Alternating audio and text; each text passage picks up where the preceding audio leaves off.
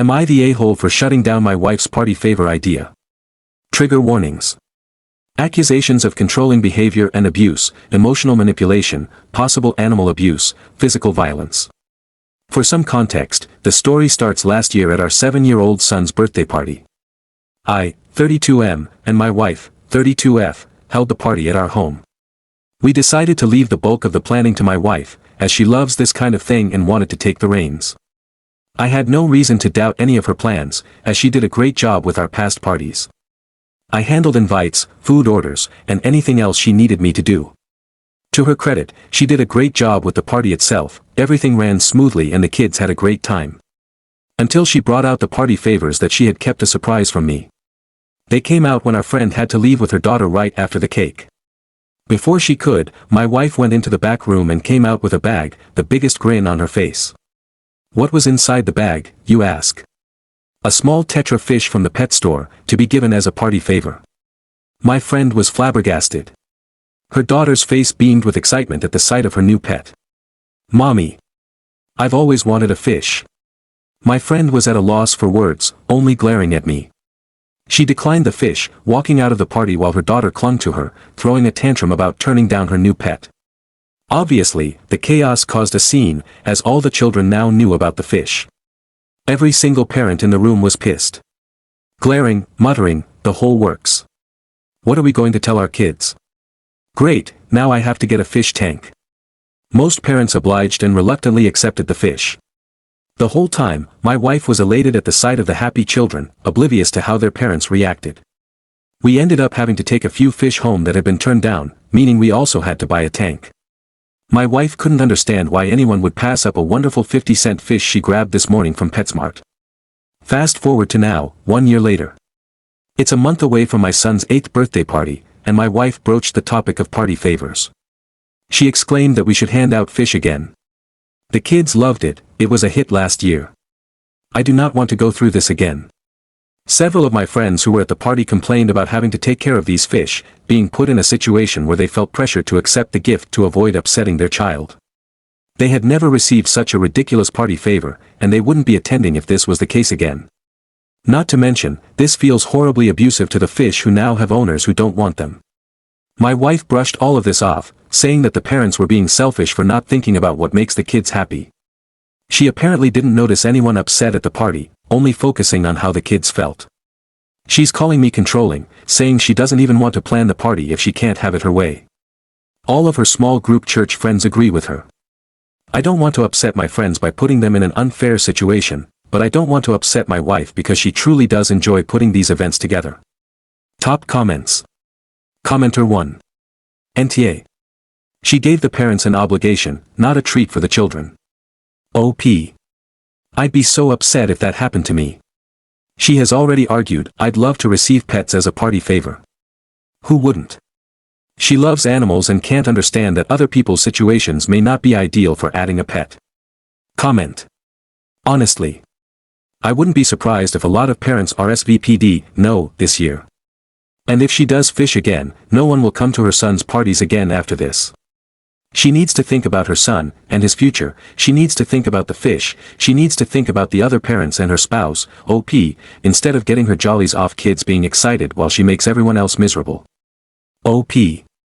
You're absolutely right. It's so unfair for our son if his friends don't attend BC of her actions. Commenter 3. That's not a gift. Your wife is giving out chores and unwanted expenses to those parents. My wife is very selfish. Ask her if she is willing to buy the fish tanks, supplies, and food, and is she willing to go feed each fish daily and clean their tank when needed. I bet she'll say no. OP. I've asked about the fish tanks and she said that would be too expensive to buy 20 fish tanks. Which I thought would convince me this is a bad idea. Commenter 4. These are live animals, not effing party favors. NTA. OP. Agreed. Animals, not matter how cheap, should never be treated as party favors. Ever. Commenter 5. This is very typical narcissistic behavior. They are never wrong and any other opinion or even an obvious plan opposite their own isn't worthy of consideration. They don't recognize it at all. A narcissist will seldom do the most appropriate thing, choosing something more complicated that will upset a normal person. OP. You're very intuitive. I believe you're absolutely right. She just focused on how the kids were so happy and how that encouraged her to do it again, implying it made her very happy seeing the kids happy. Commenter 6. Definitely nta borrow someone's dog for a day and say you got it as a birthday present and see how she reacts. Unless she would love that, then don't, maybe a snake or something. OP. I like the way you're thinking. The issue is she argues that she would love to receive pets as a gift since she loves animals. Update 1, almost 1 month later. I took your guys' advice and decided to just talk to her. I used a lot of your points from the comments to reason with her, especially the ones about animal abuse. My wife just kept insisting that I was controlling, eventually just shutting down and walking away, giving me the silent treatment. For those of you asking if this has happened before, yes. Not the party situation exactly, but the, I'm going to make a horrible selfish decision and if you push back your controlling behavior. She has backed out of multiple parties and events last minute because she didn't feel like going, and accused me of abandoning her when I told her I still wanted to go. I insisted I stop playing guitar because she finds it annoying. Attended a wedding in a swimsuit because she was told there was a pool. Proceeded to spend the whole reception at the pool because they're your friends, I don't really care about celebrating them.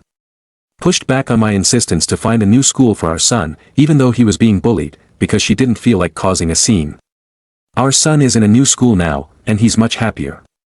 I was fed up, and refused to give in. I can't let my son go through this, and I'm not letting him lose friends because of my wife's selfishness.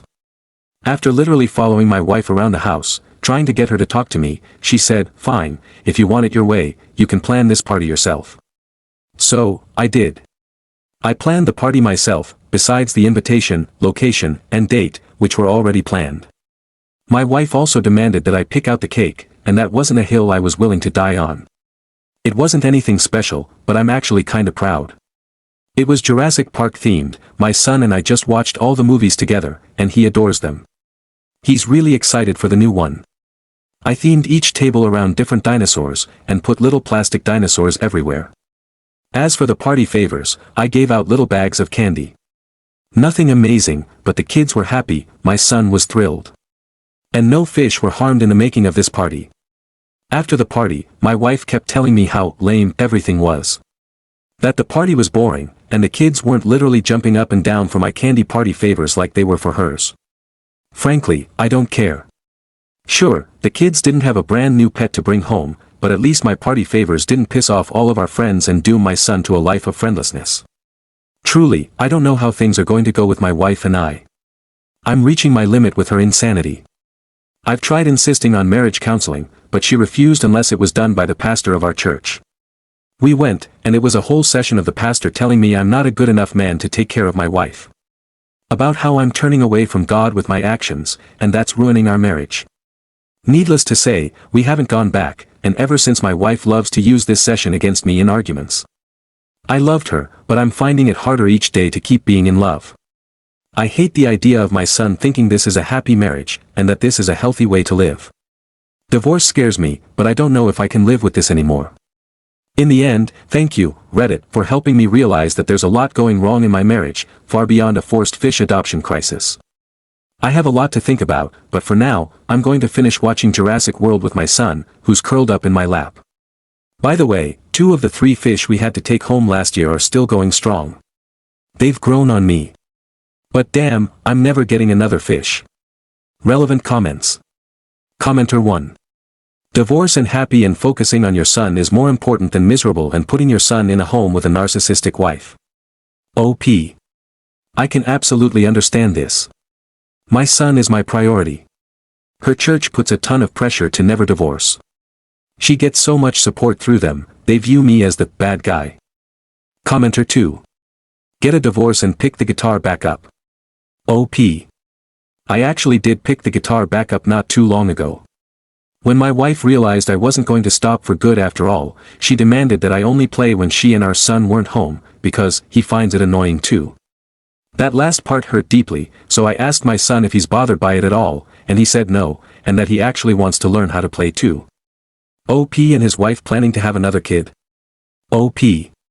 She keeps asking me to have another kid, because it'll bring us closer and solve our issues. We keep getting asked at church, when are you having another one? Absolutely not, I'm not going through this again. Update 2. A bit more than 2 months later.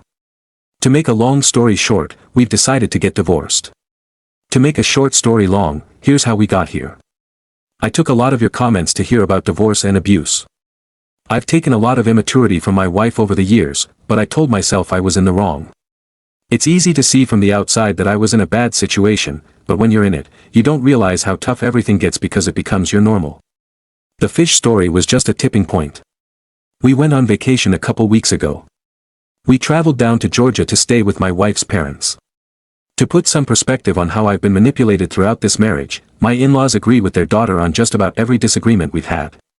They once sat me down and lectured me about how I'm not making enough money to support their daughter, that she shouldn't have to work, and that I'm not a good enough man or husband because I don't take her to Disneyland every year. They're very much ingrained in the church culture, hence why my wife relies on her church friends for literally every bit of advice. During our trip, we all went to Cracker Barrel. The whole time, my mother-in-law and father-in-law didn't talk once to each other. They stared at their phones or at their menus, everything just felt so cold and uncomfortable. They weren't in love, they seemed just annoyed to be around each other. And it hit me, that's my wife and I exactly. And that's how it's going to be for the rest of our lives. It's not going to get better. I excused myself to the bathroom and cried. It wasn't about the fish or her wearing a swimsuit to a wedding. I wasn't happy, I was being gaslit constantly, blamed for everything, and was stuck in an emotionally abusive marriage with a childish wife who won't take no for an answer and wants everything her way, or else I'm apparently a horrible monster. I told my wife later that evening that I wasn't happy with our marriage. Maybe I shouldn't have started this conversation on vacation, but I just needed to get everything off my chest.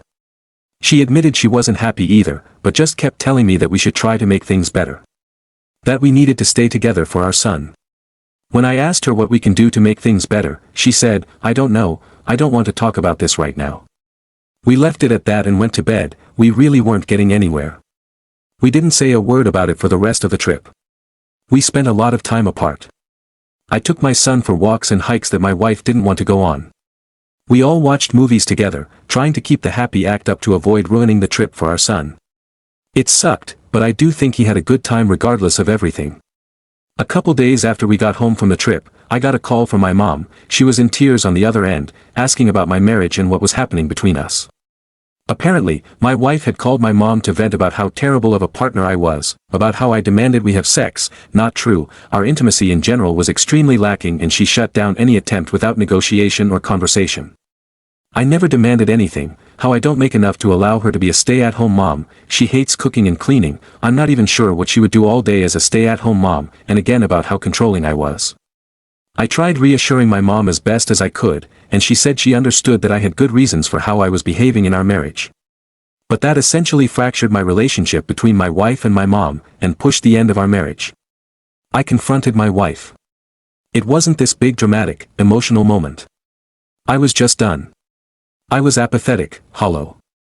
I felt nothing for her anymore. I told her, this is not how a person treats someone they love. Do you even love me? After a long pause, my wife said, no. I honestly don't love you. And in truth, I didn't love her anymore. I ended it there, telling her, fine, we're getting a divorce. And all she said was, that's your decision. If that's what you want. So, that's where we're at. We haven't started anything legally official yet, but we're on our way. I'm sleeping on the couch, she's declared she wants to keep all the pets, except the fish, of course. My son is taking it well. We told him together, and all he said was, it's okay, I knew it was going to happen soon. He's so incredibly smart and mature at 8 years old, and I'm really grateful he understands. We reassured him that we both love him dearly, and that even though this is a big change, we're all going to do everything we can to make this easy. As for her church, I found out all along she was sleeping with the pastor. Nah, I'm just kidding. For some backstory on our church experience, I used to be pretty religious and attended church with my wife. I started questioning my faith and told her how I was feeling. She got so angry, angrier than I've ever seen her. She tried to hit me, so I blocked her arm. My wife then screamed at me for putting my hands on her, and tried to leave with our son, he was 4 at the time. I refused to let him go with her, and she stormed off on her own. My wife told all of our church friends how much of a monster I was for what I did, to the point where they started encouraging her to call the police on me. She never did, she just told me that's what they advised her to do. After that, I refused to go to that church, and later joined Church B, which my wife joined too. She wasn't motivated to go to Church A without me. We left Church B for a multitude of reasons: terrible leadership, money laundering, poor treatment of our son, and my wife insisted we go back to Church A. I tried, but everyone there treated me so coldly. Not once after the incident did any one of my friends from Church A ask how I was doing or if what they were told was true. I stopped going to church altogether, and she kept going. Now, they've all but excommunicated me, and I never plan to speak to any one of them again. I have a long road ahead of me. But I'm just grateful to be taking the steps I need to be happy and free from this marriage. Thank you, Reddit. In a way, I always knew something had to change. But seeing your replies helped validate everything I was feeling, and made me feel a bit less crazy. Top comments. Commenter 1. The fact that she has a history of lying to make you look bad could make this a very nasty divorce. Lawyer up and start documenting. Commenter 2. Please write down and keep track of everything. I have a feeling she isn't going to be fair when it comes to custody and visitation. I would insist on 50-50. Stay involved in your son's life, including his school stuff. You will need to show the court you are involved, and they do ask the teachers. And above all, your son needs to know that he is still important to you, and one way is to be involved in those aspects of his day-to-day life. Commenter 3. NTA. It sounds like you finally saw the truth of your marriage and acted on it. Staying for the sake of appearances would have just kept you both miserable. Divorce sucks, but freedom and peace are worth it, and your son seems smart enough to see you made the right call.